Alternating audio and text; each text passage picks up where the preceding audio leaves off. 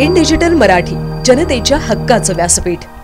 उल्हासनगर शहरात बुधवारी रात्रीपासून सुरू असलेल्या संततधार पावसामुळे उल्हासनगर महानगरपालिका प्रशासनाच्या कामाचा पर्दाफाश झाला आहे। एकीकडे शहरातील नाल्यांची सफाई योग्य पद्धतीने न केल्याने शहर जलमय झाले आहे, तर दुसरीकडे शहरातील आपत्कालीन परिस्थिती हाताळणारी यंत्रणाच खड्ड्यात असल्याचे चित्र दिसून आले आहे। मात्र काही वेळेनंतर क्रेनच्या मदतीने सदर गाडी खड्ड्यातून बाहेर काढण्यात आली। उल्हासनगर कॅम्प नंबर 4 परिसरातील एका ठिकाणी झाड पडले होते। याबाबतची माहिती उल्हासनगर अग्निशमन दलाला मिळताच त्यांनी घटनास्थळी धाव घेत झाड बाजूला केले। मात्र तिकडून परत येत असतानाच अग्निशमन दलाची गाडी रस्त्यातील खड्ड्यात अडकली। प्रशासनाच्या या निष्काळजीपणामुळे येथे मोठी दुर्घटना घडू शकली असती।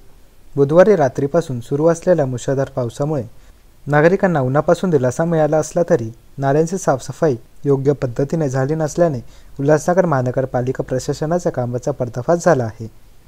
उल्हासनगर शहरातील केबी रोड, केमानी, नानानानी पार्क, गोल मैदान, स्टेशन रोड आदी मोठ्या नाल्यांच्या आवारात पाणी तुंबून पाणी नागरिकांच्या घरात शिरत असल्याची तक्रार प्राप्त झाल्या आहेत।